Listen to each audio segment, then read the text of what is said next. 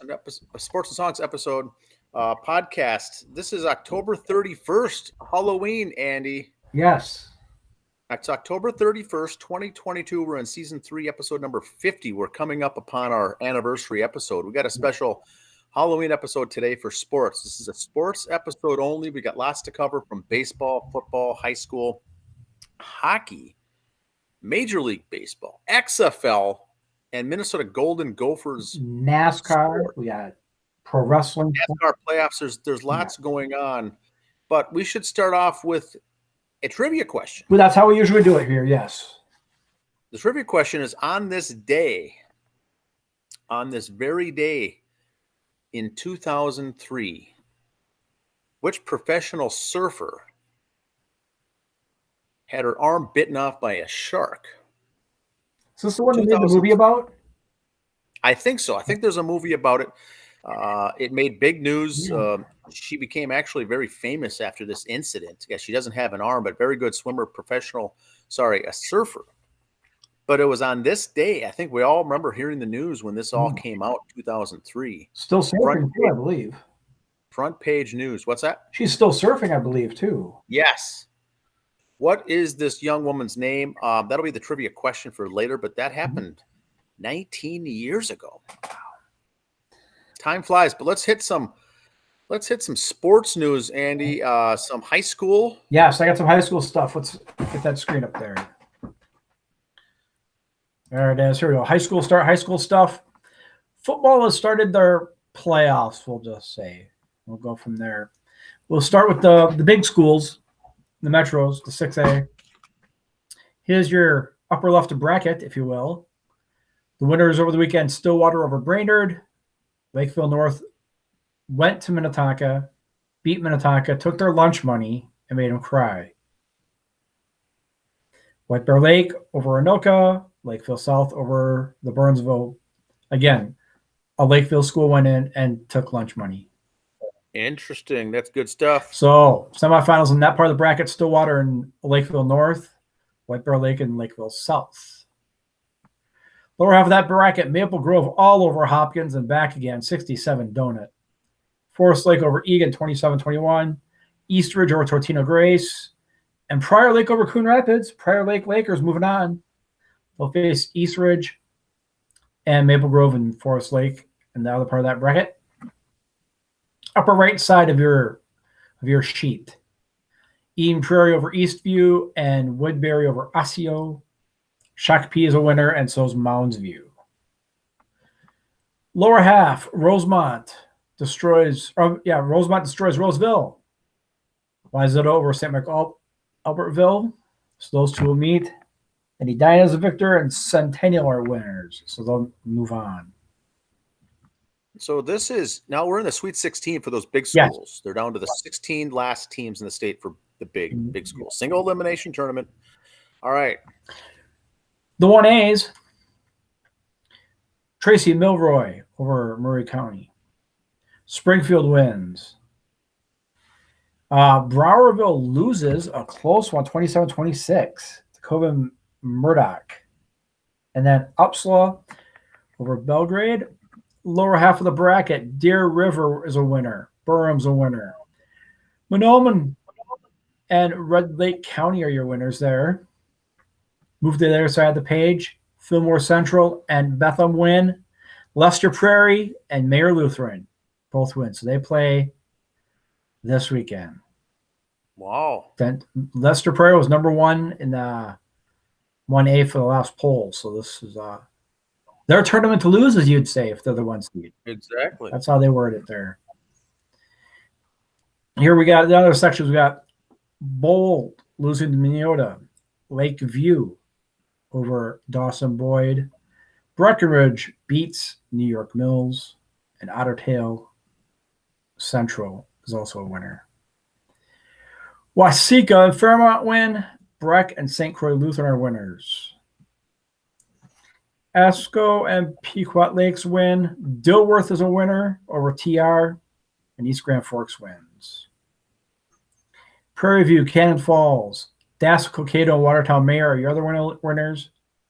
Friday night in Buffalo, it's going to be Dassel, Cokato, Watertown Mayor. myself, and head intern Lisa are scheduled to be at that game. That should be a good one. Yes. All right, here we go. Malacca wins. Foley, New London, Spicer, and Albany are your other winners.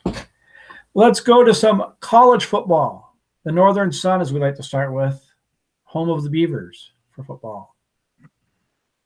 Beavs win over Southwest Minnesota, and UMD also wins over Minot State, so the Beavs keep that game lead there. And the third place team in that division is Northern State, and they were victorious over Moorhead. So there's the rankings in the North. The Beavs are on top, Duluth and Northern State next. Now, if you look at the Beavs' schedule at the beginning of the year, they had those 2 losses, 1 to Minnesota State Mankato, and 1 to Augustana, but they did beat Winona. So that's how our rankings go in there, because you look at the overall standings for the entire conference, North and South combined. They list Bemidji State first because they're nice and they do alphabetically, but came down to it, we did lose to Minnesota State, so they'd probably have that tiebreaker there. But they do go North and South champs to decide that. The rest of the Beaver schedule for the year, at home against Northern State, and then they go to UMary afterwards up in Bismarck. So hopefully they can finish off strong. Beaver hockey, they split with St. Cloud State. They took the one up at the Stanford Center, and then they went to St. Cloud and lost. So they did split with the Huskies, the number 2 seed, or number 2 ranked team in the country at the time. New rankings I was looking at before the show. The Beavs are 20th. Here's the Beavs schedule coming up here. Versus Ferris State at Northern Michigan. And there's the standings. Mankato, Bemidji, Bowling Green, and St. Thomas are your top 4. The Missouri Valley Conference for football, home of the Bison. Bison roll over Illinois State, and the Bunnies continued to win too, but they played Indiana State. Like I've said before, Dan, you and 9 other guys I think could beat Indiana State. So yes. There's the rest of the Bison schedule for the year. At Western Illinois, at Southern Illinois, then home for the Harvest Bowl against the Sioux, or the Fighting Hawks, or whatever they're called. They're the Sioux, North Dakota. Top 4 teams in the Missouri Valley right now: South Dakota State, North Dakota State, Northern Iowa, and Southern Illinois. So that Southern Illinois game there in 2 weeks for the Bison could be a tough one. A little Bison wrestling preview coming up here. They start November 4th at number 8, Nebraska. Then they host the Bison Open. Then they have some home run. They got the bring Hamilton on the 18th. Then November 20th, Sunday, the Tronics Open in Brookings, home of the South Dakota State University Bunnies. So wrestling season right around the corner. Gopher football. They destroyed Rutgers. 31 donut. So there we go. Next couple games coming up are Nebraska and Northwestern. So Gophers could go on a nice little winning streak to end the season here. In that Gopher game, Mo passed Darren for most touchdowns in a career. And here's one thing I didn't realize about Mr. Mo Ibrahim when he got his record, Dan, is all of his touchdowns have been rushing, not one receiving touchdown. Is that correct? I thought for sure there'd be one little flank pass that he would have caught somewhere in there. Nope, all rushing. Well, Mo is, the record was 44, set by Darryl Thompson, the former Gopher great. And Mo got 3 in the game. He's up to 46 now. But once again, 36 rushes, 159 yards. And that is the definition of a workhorse. And I've always been a fan. I'm not a fan of the platoon running backs, I guess. But give him the ball and keep feeding him. He's going to rack up some yardage. Touchdowns is going to wear the defenses out. But Mo Ibrahim, congrats on the Gopher record. I don't know if that's going to be broken anytime soon, if ever. Yeah. But that's a lot. He was on a bad ankle that game, too. The ankle was kind of heavily taped, so we'll see how he goes. As we say in the business, I think you'll see Mo playing on Sundays here next year. Oh, yes. Just saying. Gopher hockey. They split. They lost the first game to Ohio State, 6-4, and came back the next night and won 4-2. So there's how that one's going. Got Notre Dame, as some people refer to them, coming up this next weekend. And there's the top of the Big Ten for hockey. Penn State, Ohio State, Michigan, the Gophers, Notre Dame, Michigan State, and Wisconsin are your top few teams there. The ladies, 4-2 over Ohio State one night, and then tied the next night. Gopher women, I just saw, are still the number 1 ranked team in the country now. So Gopher women there. Here's the points. Ohio State and the Gophers are 1-2 there.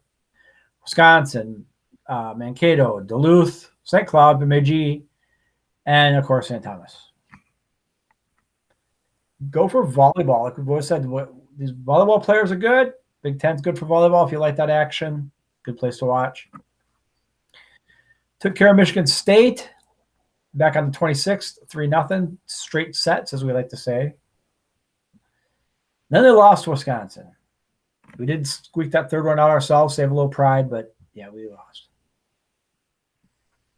Next coming up for us for volleyball, Michigan and Illinois. And here's the standings. That's just look at all the talent. I mean, not only conference, let's look at the overall record. Nebraska 19-2, Wisconsin 17-3, Ohio State 15-5, we're 13-7, Purdue 16-6. I mean, 17-6 and 17-7 for Penn State and Northwestern. All Indiana's above 500. All the teams are above 500 overall. I mean, my God. Nice, tough action. You got to watch good volleyball. Go down, see the Gophers play, or watch them on the Big Ten Network. Wrestling, Gopher wrestling. They will be at the Bison Open. Then they'll also be at that Open in South Dakota.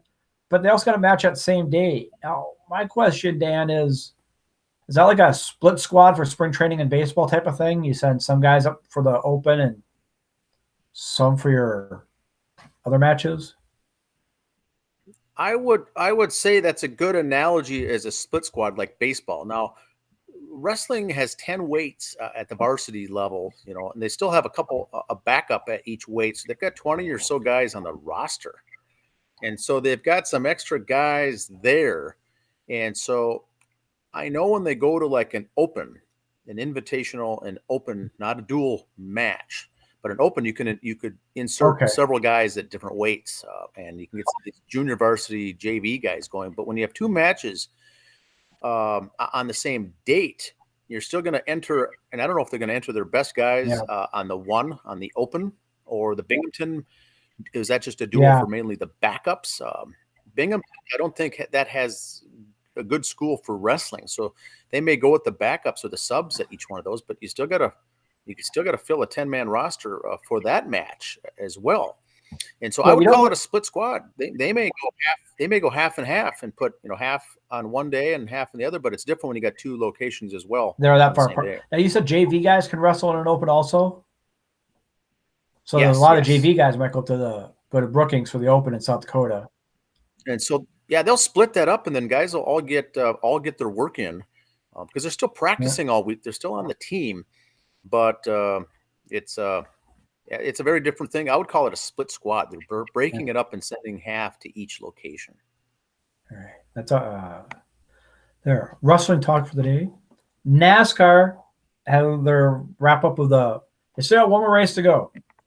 Before let's review the standings from last week before the race this weekend. Joey Logano was in with a win. You had Ross Chastain, Chase Elliott, and William Byron. Would have made the cut if that was the end, but there's still one more race to go. And we had Denny Hamlin, Ryan Blaney, Christopher Bell, and Chase Briscoe all sitting down there needing help. Christopher Bell was 33 points out. Chase Briscoe, 44 points out. They basically needed to win or they were done. And now Christopher Bell won and made it in. So let's go back. 33 points out. Had to win to get in. And he did. Wow. That's the fun part about it all right there. So those are the four that are competing for the championship on this weekend, Sunday. There's your points. We'll see how they all, Logano's got 41-39, 41-37 for Chastain and Elliott, and 41-04, I'm sorry, for Christopher Bell. Also, you win, you're in, you're the champ, but it's kind of total points. So you got to win the stages. You got to have lap sled, all that happy stuff.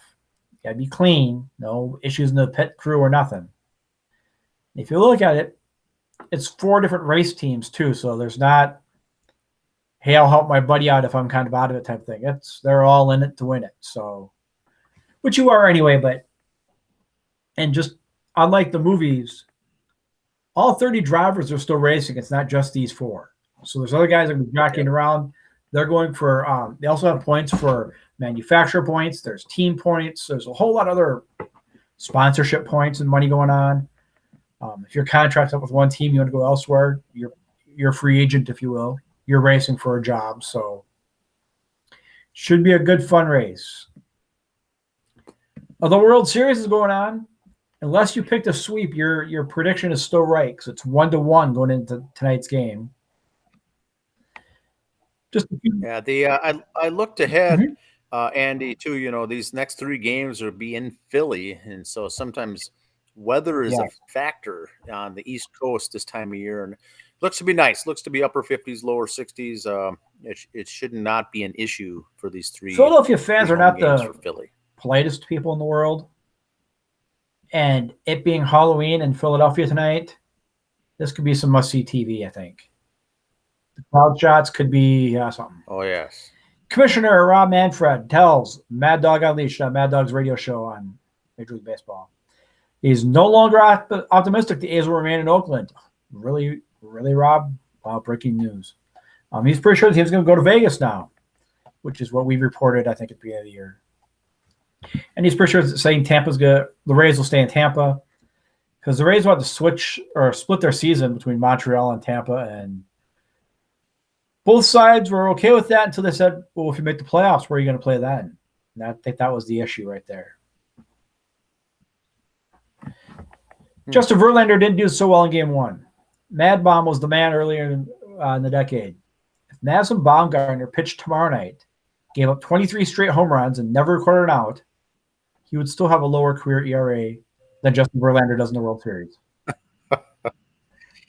Oh, man. I mean, that's 2 things. This shows you how Verlander just has not had good World Series, but how Bumgarner was just lights out for those 3 championships the Giants won back in the early 2000s. So he can give up 23 straight home runs, not record an out, still have a low ERA. Dusty Baker matched a record of his. Excellent. The Astros were the first team to lose a World Series game when leading by 5 runs since the 2002 San Francisco Giants, who were also managed by Dusty Baker. Oh, interesting. I didn't know that. That should have been the trivia. But I still want Dusty to win. That's the sad part. I hate putting up bad news like this about Dusty, but you gotta like Dusty. Yeah. And here's the schedule for the rest. Yeah, tonight, tomorrow, and the next day. Then they got a day off. Now, if my picks are right, they'll be done after these 3 games. But in Philadelphia, because I said them 5. So then they go back to Houston for 6 and 7.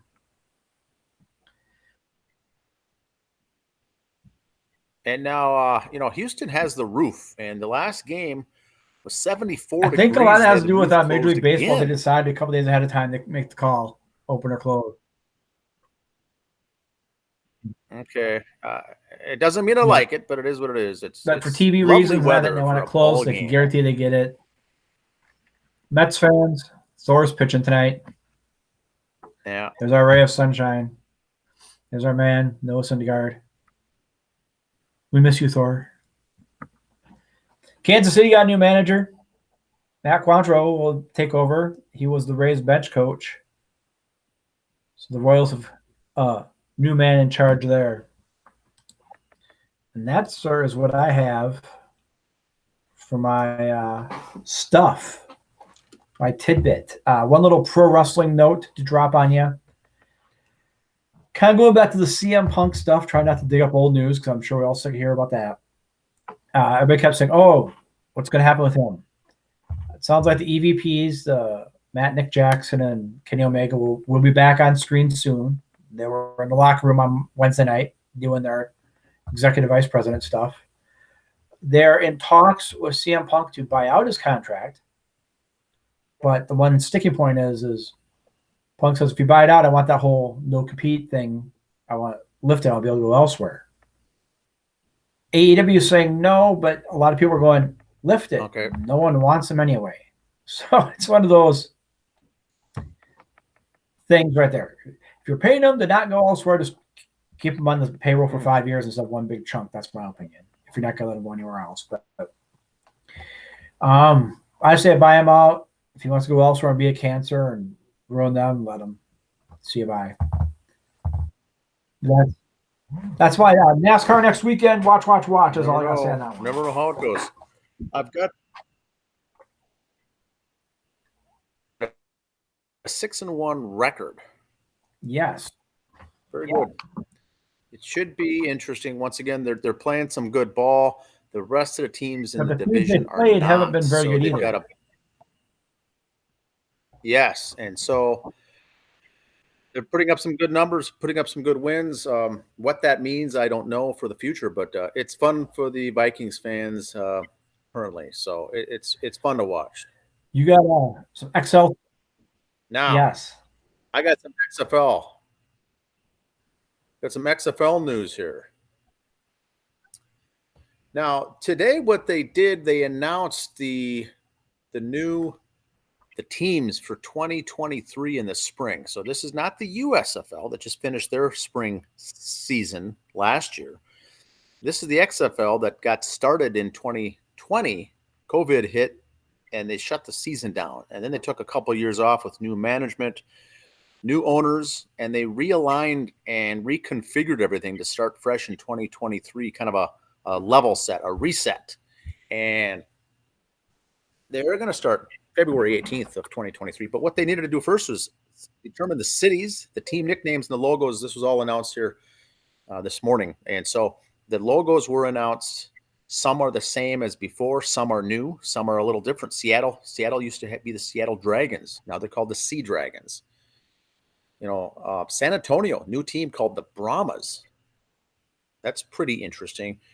And then Orlando's team is called the Guardians, as we're seeing more of those. Vegas has a team, once again, with baseball potentially moving to Vegas and NFL football there, and now XFL going to be there. Vegas could be the hot spot for, you can't see it with my image down there, but that's the Vegas Vipers on the bottom right. That's the hot spot for sports now, it seems. Now, DC Defenders is another new one. Now, the one I'm going to talk about a little bit is the Arlington Renegades. So Dallas is a big hotspot for sports, but as we know, the football team, the Cowboys, they all play in Arlington. Texas Rangers play in Arlington. The Dallas Cowboys play in Arlington. And last year's, when the USFL was the Dallas Renegades for the XFL, it was also Dallas. No, they kept the Renegades the same. They're going to play in the same stadium, but now they renamed it Arlington. So I don't know if this is the first of other things to come here, or is this just an anomaly? But they focused on renaming it Arlington versus Dallas. Now we know the other teams are all playing in Dallas. In Arlington, but calling themselves Dallas. So interesting thing. I thought that was the only thing of note really to bring up, that it's the Arlington Renegades. They will be playing at that old baseball field in Arlington, where the ballpark at Arlington was the old baseball stadium where the Rangers played. They converted that to football now that the Texas Rangers have a new home at Globe Life Field. So that's really it for that. That's all I've got. That's February 18th, I think, is when it kicks off the new season. For those of us who aren't that into winter sports, myself being one of those, not a big NBA fan, not a big NHL fan. I like that football played in the spring. Now, for those watching NFL, we're approaching the halfway point of the season already, Andy. Yep. We're coming up to the halfway point, and NFL season is going by quickly. But that's all I've got for sports. Vikings win again. Gophers victorious. Now I've got a trivia answer. Fire away. 2003, who was the professional surfer, the female professional surfer on this day, surfing out on the ocean, got her arm bitten off by a shark? That was 2003. Any ideas? Going blank. She's still performing today, armless, with one arm, I should say, not armless, big difference, but it's Bethany Hamilton. That was Bethany Hamilton that happened back in 2003, all over the news. She survived that shark attack with one less arm. And that's the trivia answer for today. All right. Just one note. I heard some people say different things. We only covered a handful of the high school brackets for football because it's like when they get for other sports, there are so many teams. That'd be an episode in its own. If you want us to do one, break it down that hard, we will. Just let us know. As the conferences get smaller, we'll mention all the teams coming up now when they get to their Elite Eight, if you will.